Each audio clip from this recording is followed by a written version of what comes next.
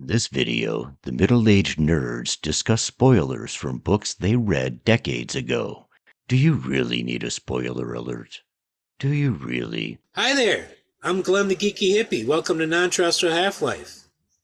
Hi, I'm Bill, also known as Matt Stagger, and today we have joining us Ben. Welcome, Ben. All the way Hi, from down under. Hey, Ben. I'm WoToholic Aussie on Discord and things. My real name is Ben, and I love Raymond D. Feast, and happy to be here, guys. Great to see you. Great to have you. That's right, we are here to talk about the third book in the Riftwar, A Darkness at Sethanon. What do you guys think of this book? I love it.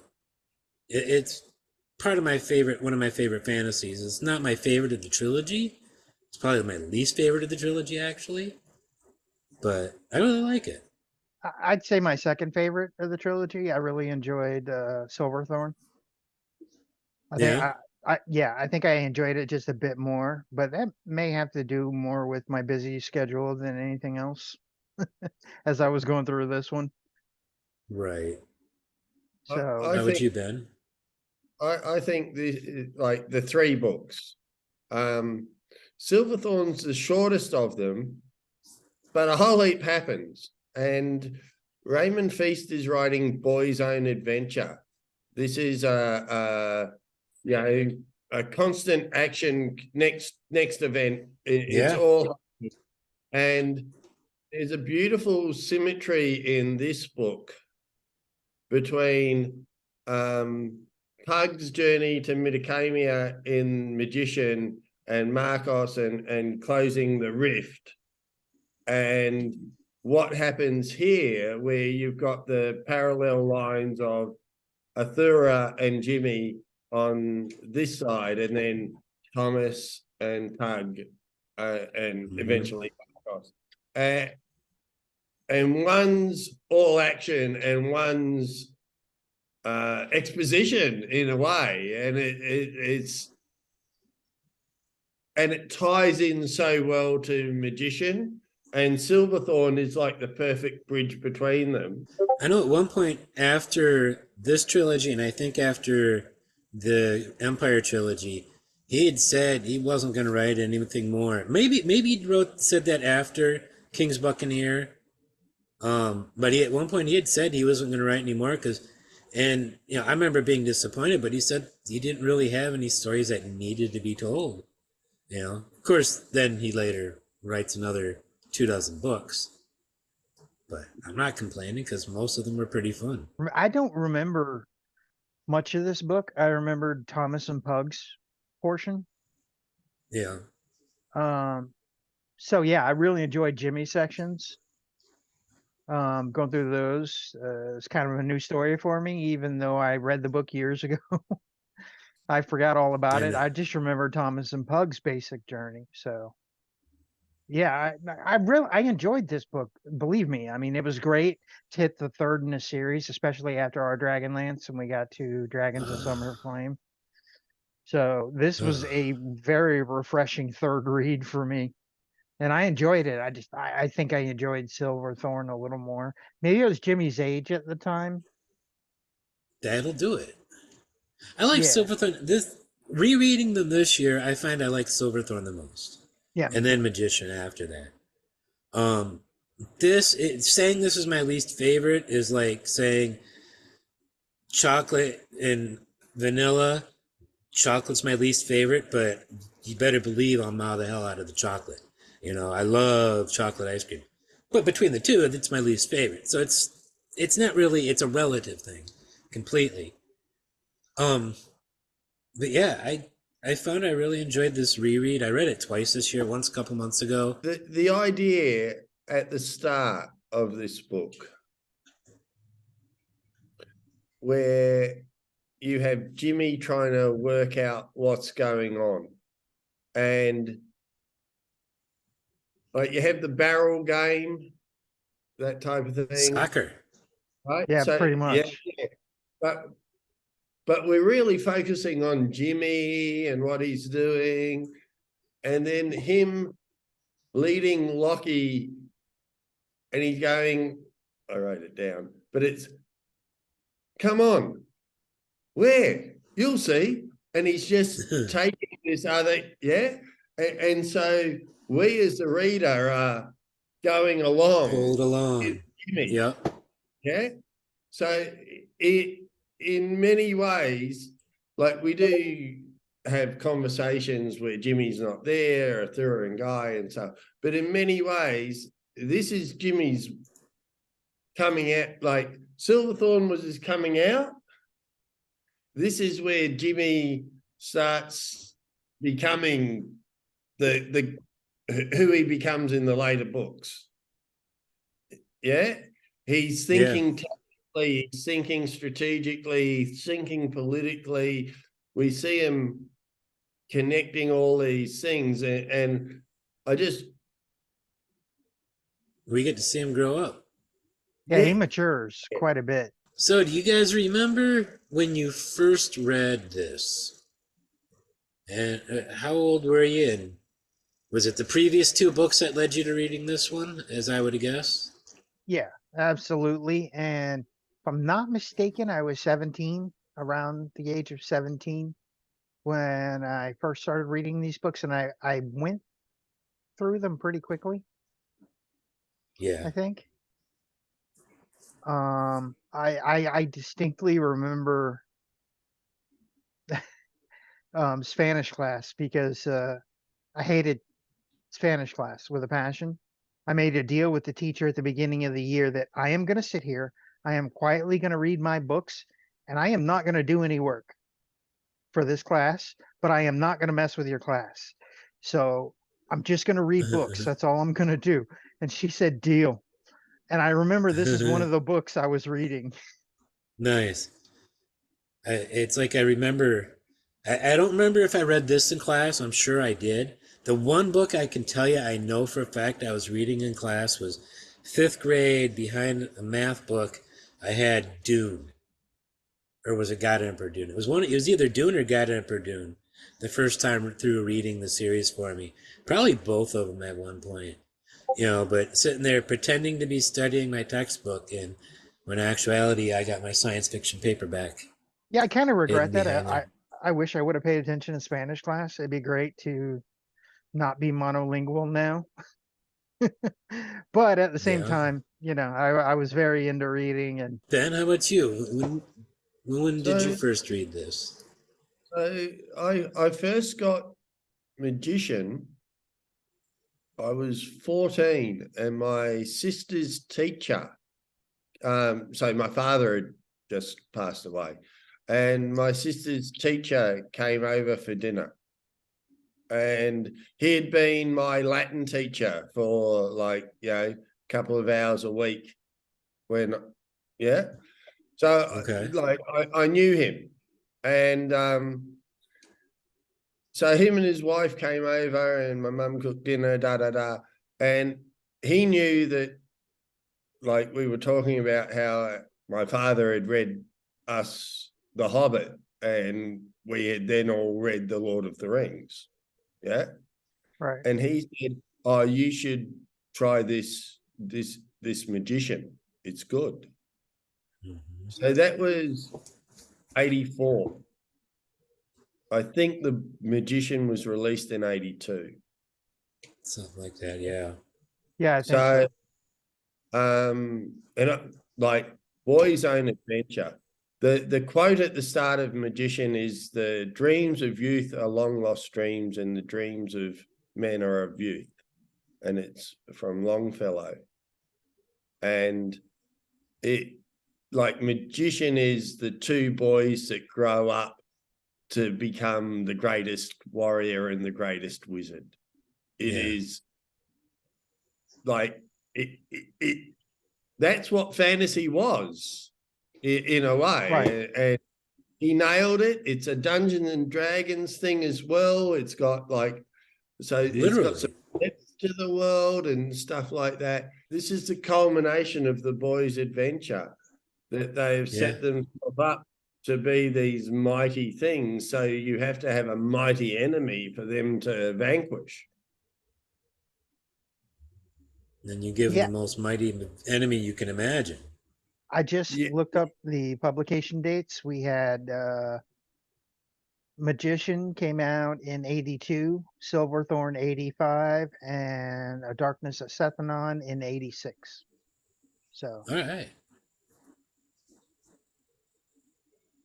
Yeah. I read them Death, not long after they came out. yeah, uh, I waited a while. 1992 or 3. So or I one, actually think I one or waited. two. Yeah. I think I might have waited for Darkness at Sethanon, to be honest. Thinking back. I know One of I the did. first books I waited for. Because I remember Uh, I waited a lot for David Eddings books back when David Eddings was still palatable. David Eddings, What? and That sounds familiar. that's Bulgarian. Bulgariad? Really Okay. simply, Yeah, yeah. The if you look Bulgariad and its twin, the Malorian, yeah. which is literally the same story told again. And they literally talk about that in the story. Hey, isn't everything that's happening just like what it happened when I was a kid? Yeah, it is. It's just the same. It's Gee, I almost wonder like why you're that on a is. wheel of time. And then guess what I found? The Wheel of Time. I didn't find that till 1993, and I know that specifically because my father gifted me. One of the gifts he gave me when I graduated high school was The Eye of the World. So Nice. I I ran can't into it. I can't Go ahead, think man. that I can't think that Jordan didn't read these books. We know he read, and we know he read fantasy, and Yeah. these were big books in fantasy. And for example, at one point he says, "Duty is the weight of all things. Death is nothing lighter than air." Like that's That Raymond. sounds familiar. yeah, that's right up there But with it duty is could be heavier than a mountain. it could be Death is lighter covertly than a feather. evolution. Both of them are drawing upon like Eastern concepts, let's say, when they do that. So it might not be that it's a direct thing, but I did find that like I chuckled at that. For those watching at home, we are recording this pretty much a couple days after the first couple episodes of Wheel of Time have come out. So we may bring it up from time to time. Sorry, you're gonna have to deal with that. We are Wheel of Time fans. Yeah, Just that's kind how of we is met. the way it is. And I'll be honest, the first time I was listening to this book earlier this year, a couple months ago, when the Sarani showed up at Sethanon, I actually pumped my fist in the air and said, Taishard Saranwani. To myself, nobody here. So No, I no. mixed the two settings. Didn't you put a tweet out with that?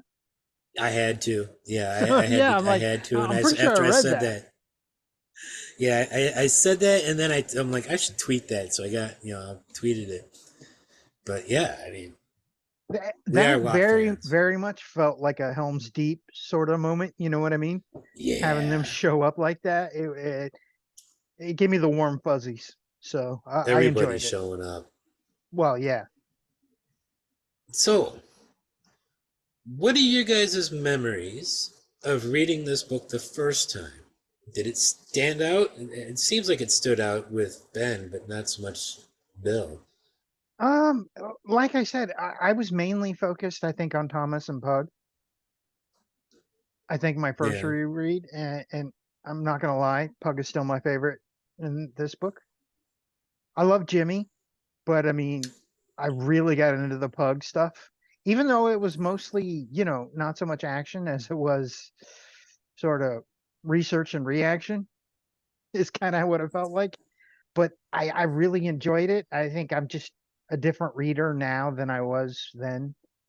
So I'm more noticing my age and my sort of enjoyment more of the writing.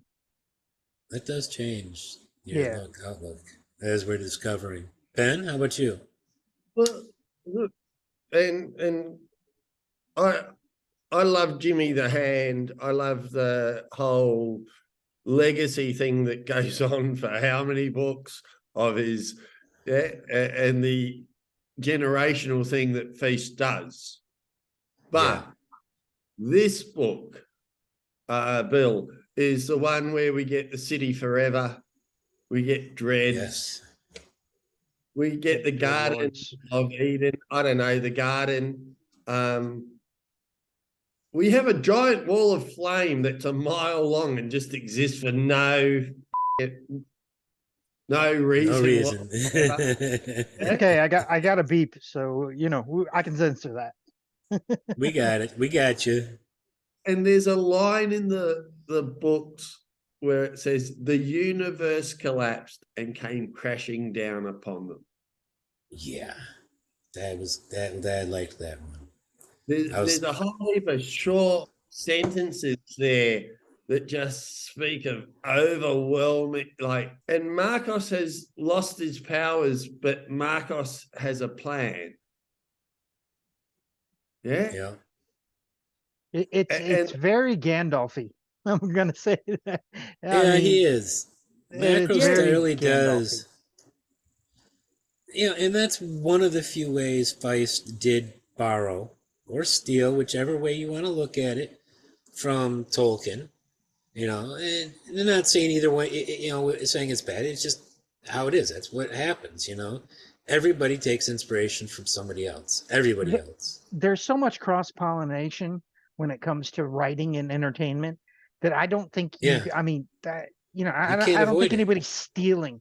Honestly, you can't get away from what influences you. Every time I write, I find myself falling into sort of whatever I'm currently reading or listening to sort of tropes. And it's I'm not stealing. It's just at the moment that's what I'm focused on and thinking about. So I just want to go on record. It's cross-pollination. It's going to happen with everything. That's that a better way to put it than you. borrowing or stealing. See, Yeah. I've taken, I wasn't sure at first for a while where I got the idea, but I've kind of taken the city forever as an idea for my own fiction. There's, I call it the Crystal City. It's inside of a gigantic cavern underground, and there are, it's been there forever. It's been there since the beginning of time. And you can't destroy it. You can't do anything to stop it. It's just there. And people from all over the world, all over the universe end up there. So I've flat out taken from him, I've kind of mixed that with the hallway, the hallway worlds, with all the doors. So there's all these amazing concepts that Beast introduces in this book. Yeah? Yeah. So remember the Pug and Thomas stuff. Well, there's a lot happening there. Yeah. I really liked most of the Arutha stuff too. I just, after a second time listening to it this year, earlier this year, all of the stuff in Armengar was kind of, ironically, that was the part that bored me. Was from literally from the moment that he met up with the Armengarians this weekend. I'm listening to it and I'm just like, back to these guys. That was the only time I wasn't enjoying listening to it. And it's ironic because I like big siege battles, at least I've always have. And I'd love to see the Siege of Armengar on screen. If they did it the way it's described in the book, it would just be, screw Helm's Deep, screw Battle of the Bastards. This is epic. This is what an epic battle looks like. Yeah, those are kind of the two industry standards right now as far as film and television. Is Helm's Deep and Battle of the Bastards, I think, is the top as far as epic battle scenes. Yeah. Until this year. Maybe. There's so you think Minas Tirith is the city of the guard, and I think there's seven towers. Gondolin had 6 gates, and then the gates to the city, which is 7. Armageddon didn't have 7, but the way it's described, and I'm reading it going, who built this, and who built this for what threat would you need this level of defense?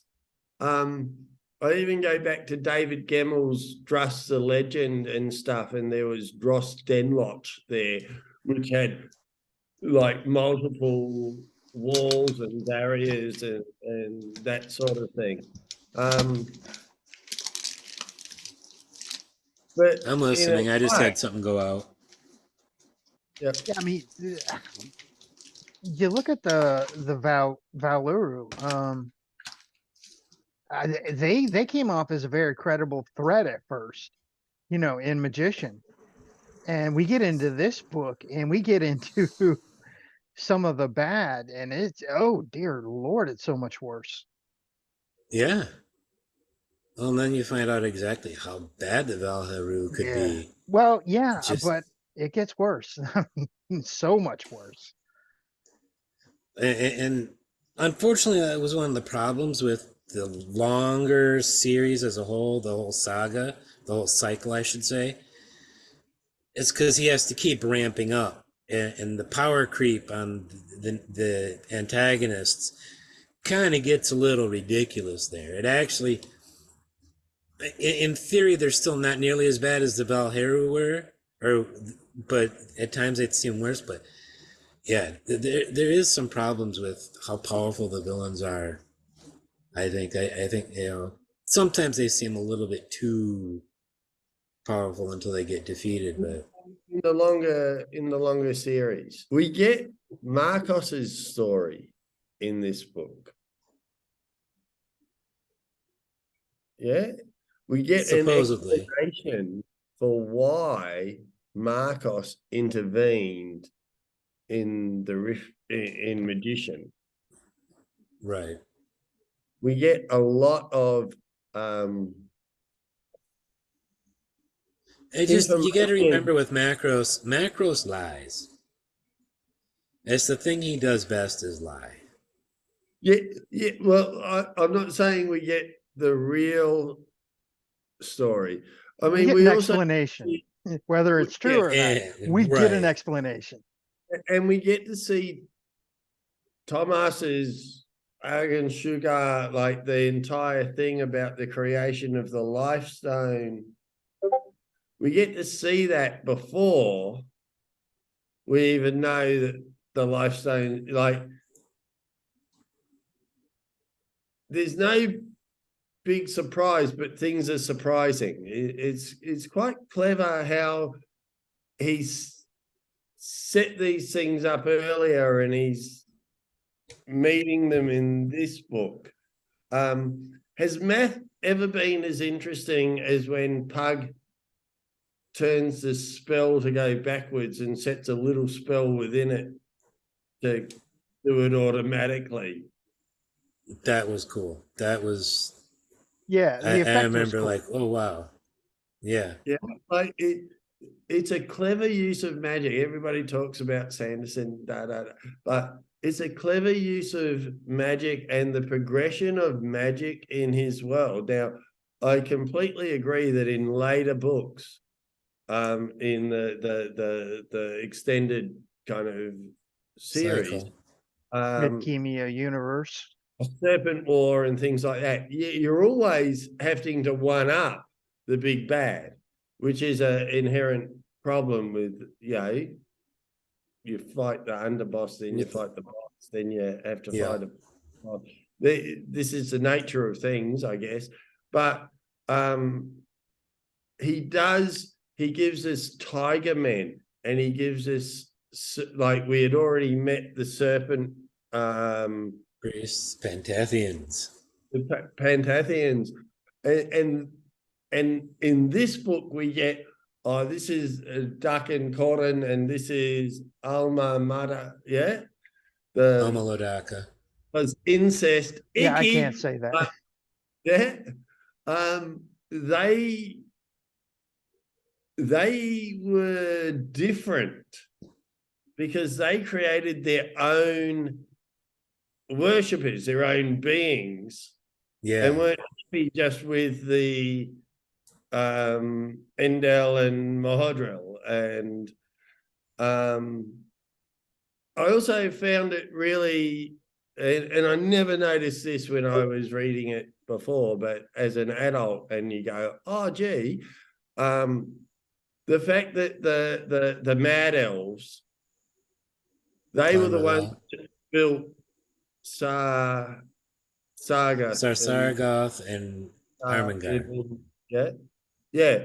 So, and they descended into barbarianism, like elvish barbarians. Interesting concept. No, yeah. And then the Hungarians were descending into that same. They couldn't read. They were losing their, like this. Yeah, like there's some parallel there. I'd completely forgotten about King Redtree and that type of stuff. So, I definitely had me, forgotten about them. yeah, and so I was really, and remembering, and so that was really good. But I did think for a moment about the Good King, the Bad King, and the Mad King, which is a Rowan Atkinson sketch where he does like Shakespearean stuff on the different kings. I've heard of it. So you've got the good elves, the bad elves, and the mad elves. And in a way, it's back then, an elf was an elf and a dwarf was a dwarf. Right. And Feast is writing in that world, and he includes elves and dwarfs because obviously Tolkien, right? See, I wonder. I have to wonder now. If the subdivision of elves actually might have started with Dungeons and Dragons. I don't know how early in their publishing history of like publishing Forgotten Realms and Greyhawk, and when Dragonlance came. Dragonlance would have been about the same time as this book. But in those, you're seeing subdivisions, I know Gary Gygax had the Drow, or as he liked to say it, apparently Drow. No. We talked about this, Glenn. We don't call him that. I gotta mention that. I have to be equal opportunity pronouncer. But the Drow, he created those way back when, so there already was some subdividing. But and as we all know, Feist played D&D or some similar version of D&D, set in this world. They played it in this world, Yeah. Everything we're reading is like history from 500 years ago.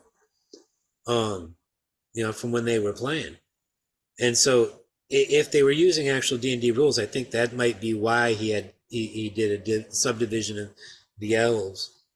So you have your good elves, your dark elves, and then your wild elves, as you'll see in some D&D settings.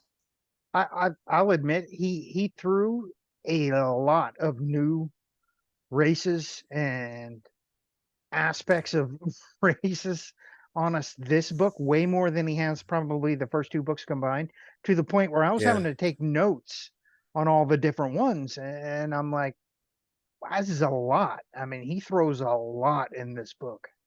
There's a line where Ghislaine comes back and talks to him, and he says, "Here, he's a king, a poor king, but still a king. If he goes to Elvendar, he'll be given a place because of his people, but he's not a spellweaver.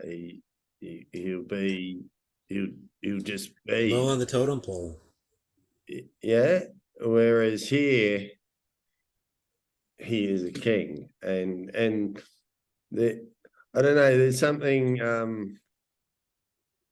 in there. When we're in Thomas's, learning about the Valaroo, and he goes to see what they're doing with the Lifestone, and he tells his son, "I've come to witness folly." Yeah, like there's that moment where they're saying, "Come, Father, be with us. Come together, we can rule the universe." And he goes, "Nah." Because there's something inside him that goes, Well, yeah, because Thomas was inside Ashen Sugar. I think it goes back to magician. yeah, That whole mindset, I think- he had to overcome in magician is what led him to be able to look at the flaws and say, yeah, you know what, man? No, thank you. I'm good. I'm good. And this is where I say that these three books make a trilogy. Yeah, where if you finish here, you don't need to read other stuff. You can, and I certainly recommend Mistress Empires. and like that daughter of the Servant Mistress. is a fantastic book. Yeah, It is. They have great characters, but this book has Jimmy the Hand. I found the entire Martin thing a bit contrite. Don't like Martin? I love Martin. No, Martin's okay. I do like Martin, but ironically, what I noticed was he's speaking Armagerian, or Yaboni, and he seems more fluent than she does, who's speaking her native tongue. I think Feast got that backwards. I think it was just a matter of dialect. I think his was more formal and hers was more colloquial. So and then he portrayed it that way. That's how it came off to me, at least, especially with the audiobook. That's how it came off. I did it. So. I did it on audiobook as well. So, and I'm quite willing to say I didn't I never noticed that on my first, when I was reading the books. I probably read the book 2 or 3 times when I was younger. Yeah. Right. So it's interesting to now go, the dwarfs are a bit tropey, or like that type of thing. But that's only because they started the trope. Things have evolved. Yeah, right.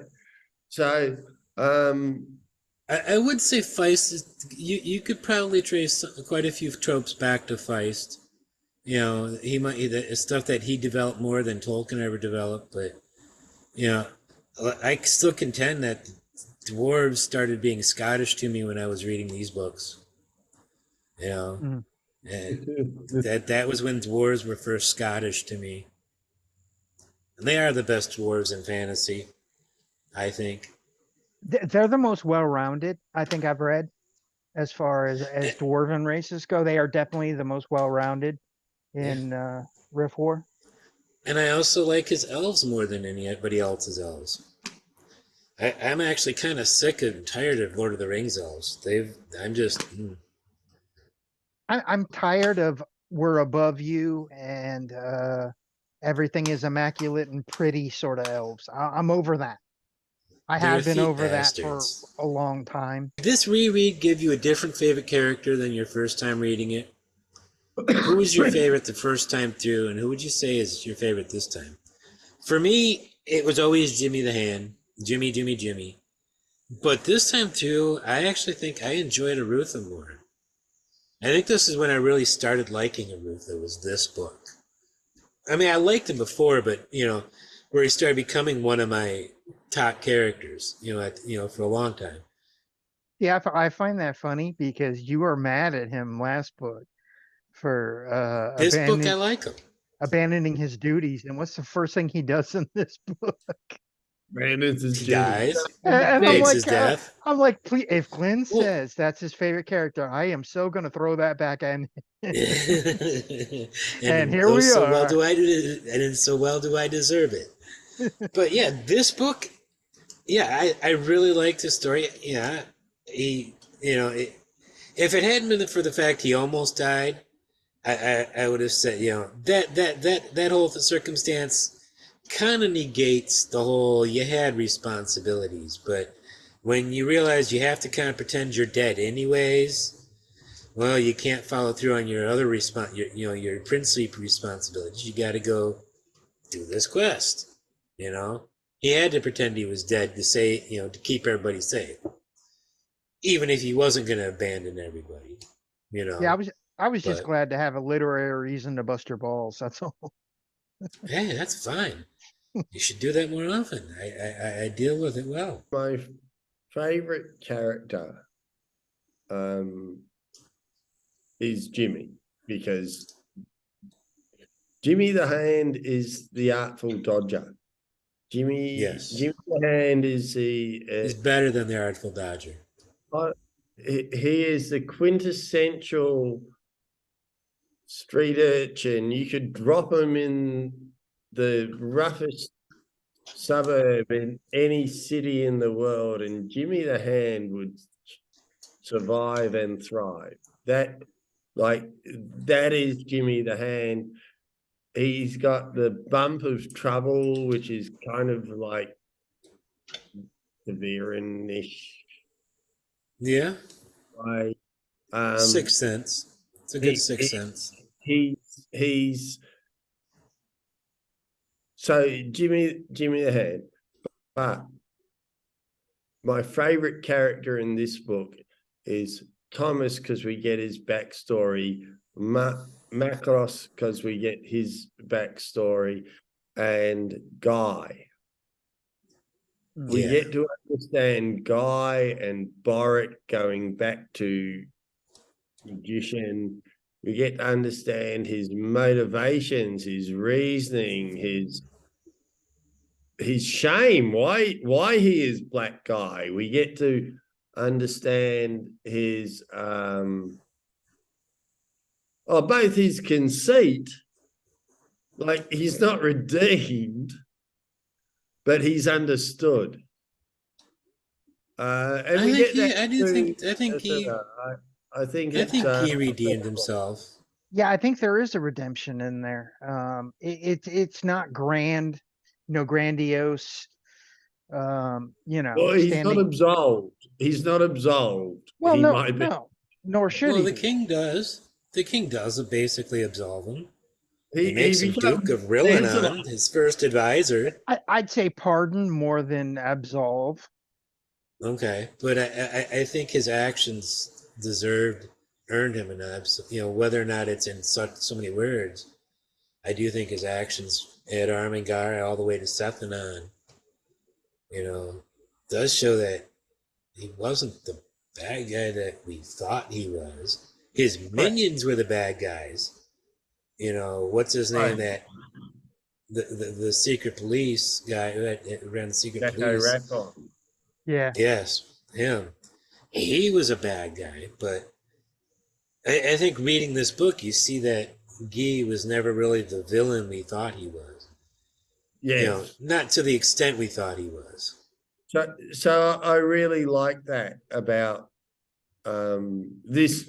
Like, to me, this book is part of the three, and there's a lot of overlap, and it's something that Peace obviously had worked to put in. Right.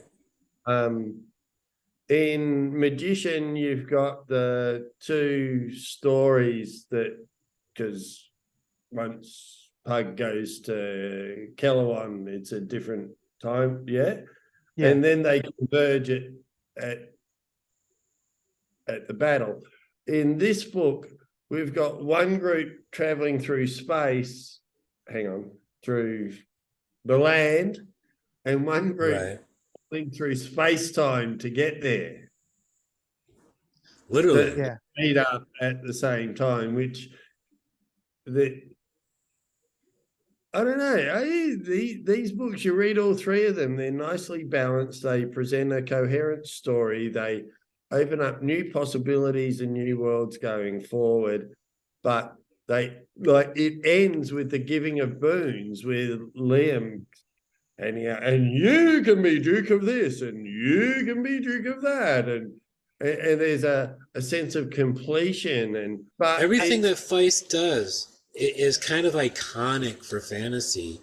Yes. And he was one of the early ones to do these things. And whether somebody's read Feist and seen these different tropes and, fairy tale endings and all that through the eyes of reading Feist stuff, or seen it through other authors, those other authors probably were inspired, that cross-pollination that Bill brought up, by what we're seeing here with Feist, because 82 is a long time ago. Yeah. That's a really long time ago. You could argue that Jordan, RJ, had elves and dwarfs, but he made the dwarfs 10 foot tall and the elves lived in Sindel. Honestly, I was going to say the elves live in the desert. Because a lot of they're just military elves, militant elves. The tall, beautiful, perfect. The tall, beautiful, perfect characters. Everybody was worshiping the Aiel. I was just playing with people. I don't. But the Sindel are the Fae, the other world. They're the Seelie and the elves of Tolkien come from. It's a circular thing. And see, I Feist think probably got his elves as much from fairy tales, from the fairy stories, as he did from Tolkien, because he actually goes so far as to have, by having the Brotherhood of the Dark Elves, you could say he's got the Seelie court and the Unseelie court, the good and the bad. He wrote a book for his children. Fairy tale? Is that what that is? Yeah.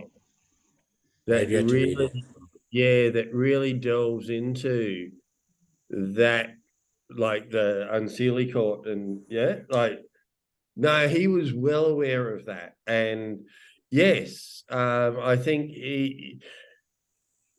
and like I say, I don't know that Jordan read Feast. I just assume he did because he was reading that type of thing. And so the influence might be there because of I read this, or it might be there because he was reading other stuff about the white goddess and the Morrigan and Culane and like the Irish myth, the Celtic myths. Now we're starting to lean towards Tad Williams, who maybe we'll be discussing at some point. Because Tad Williams is a good one for this. The Tuatha De Danann. Yes. Yeah. So these things are in the zeitgeist. So we can't say that, he took this from there or anything like that. But I think that when RJ said, I'll do a trilogy, he was imagining something like what Feast had done. And then he said, no, Feast was too simple. I'm going to blow it all apart. But although most Americans know this as a quadrilogy because Magician gets split. Most printings of a Magician in the United States was split. And I was going to say, and so I was going to mention that, and so maybe he got the whole trilogy thing from Tad Williams, who did another iconic fantasy trilogy in the 80s. But then I remembered that too, the third book got split into two books, so in paperback it's a quadrilogy as well. Even my audiobooks are the first book is split into three or two. They're two. Wow. It's Magician and Magician's Apprentice. They didn't split mine on the audio. I'd have to see which version I listened to. Yeah. That was really like these books were the longest running books on the bestseller list for 26 weeks or something. And at the time, Wow. no fantasy had ever done that. Wow. They re-released Magician,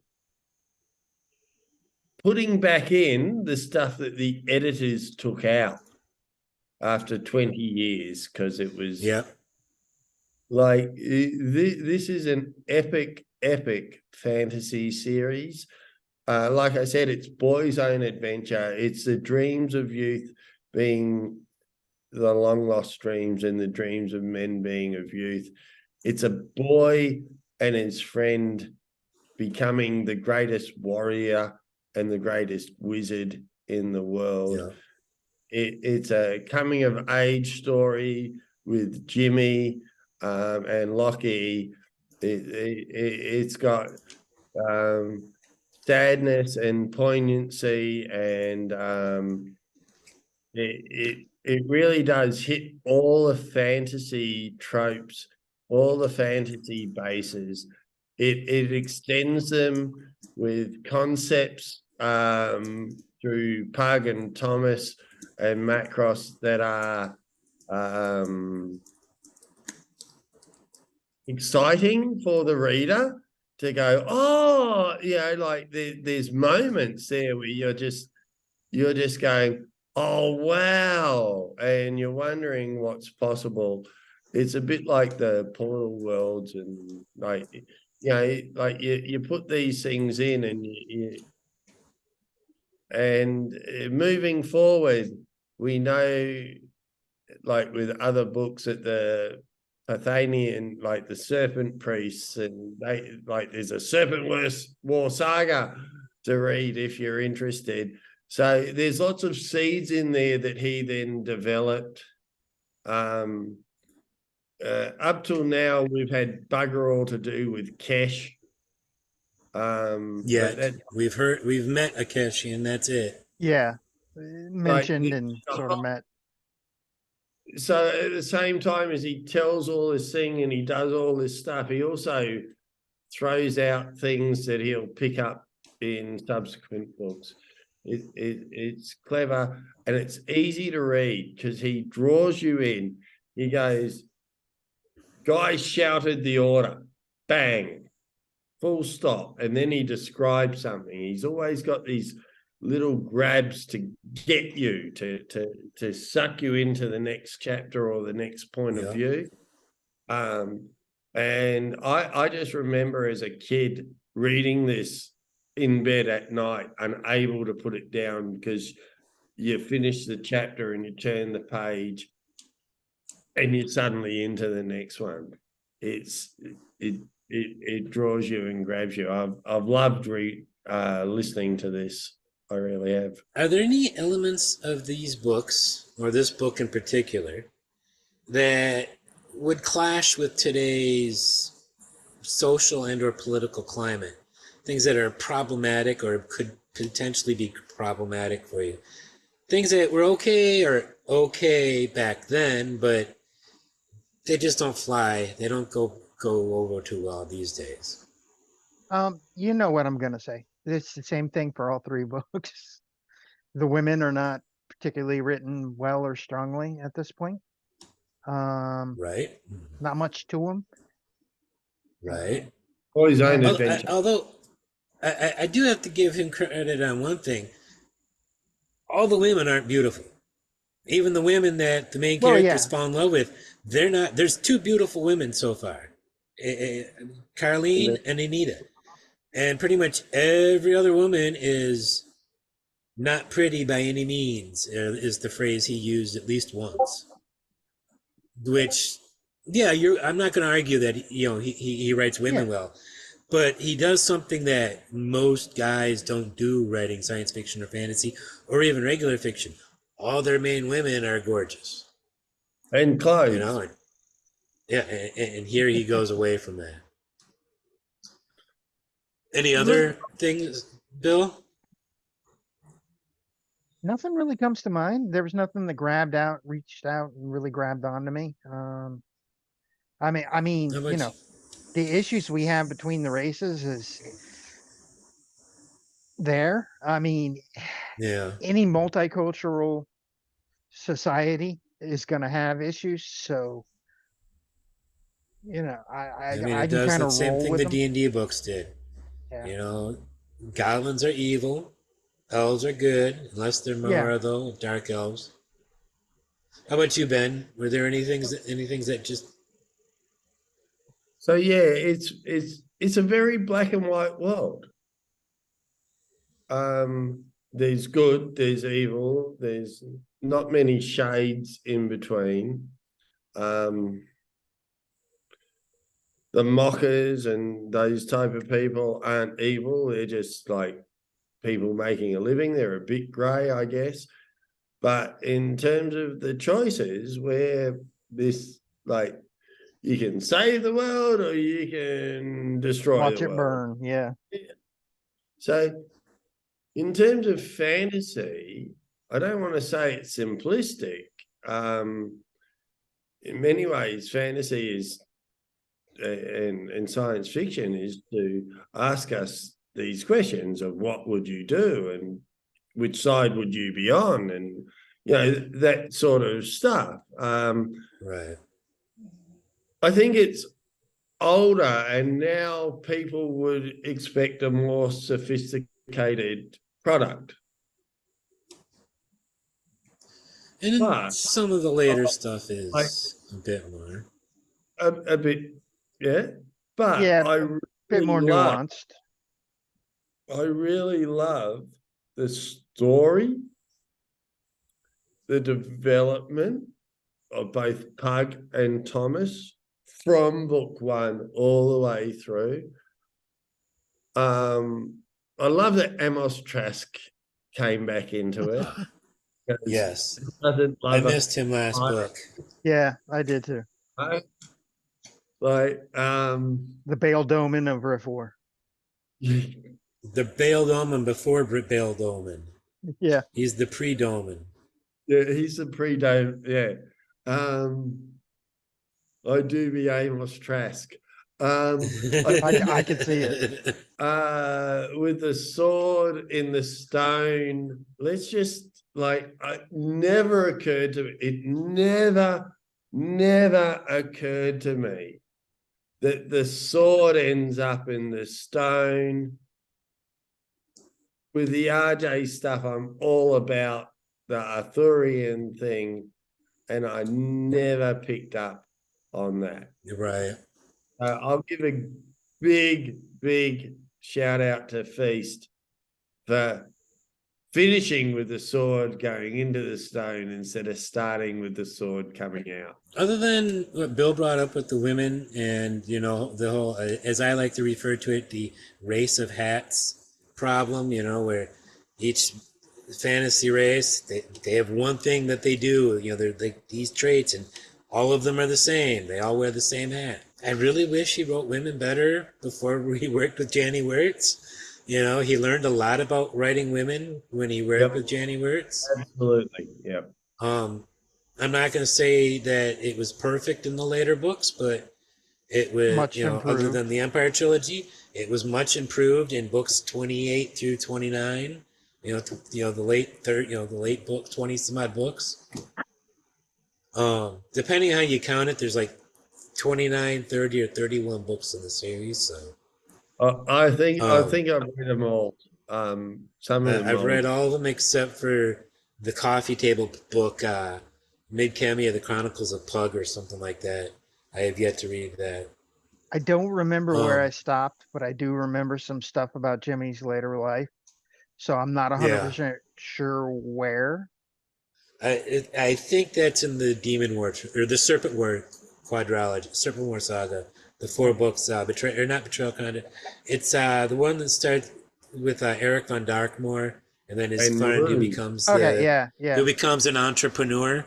We watched the beginning of a bank, a stock market and a banking system in Mid-Camia. Or what themes, if any, would you say you spotted in this series or in this book in particular? that stood out to you?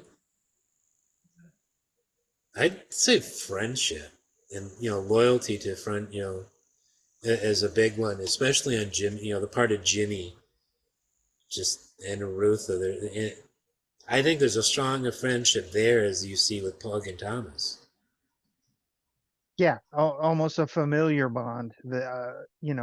Almost like family now at this point. Yeah. We see the fulfillment of the academy at Stardock in a way, because Rogan the Seer brings Gamia, who doesn't talk, she mind speaks, to Stardock, I think in Silverthorn, I think. And that was in Silverthorn. Yep. And so Katala refers to her as go, like she says, go and stay with your brother, as William. Like Katala has adopted Gamia into her family, just like Stardock has adopted magicians into their family. This is once again the legacy of Pug, the legacy of Boric, who gave Pug his name and his identity. And moving forward, it's about acceptance of otherness. Yeah. Which is a great thing and something that is modern. It speaks to the persecution of the other, in this case, magic users, and how hard they've had it. And it really sets up one of the, I love, like, if Feast gave me Jimmy the Hand, Feast gave me a lot, but Feast gave me a guy, Nakor, moving forward. The Blue Rider. Like, I love Nakor. Yeah.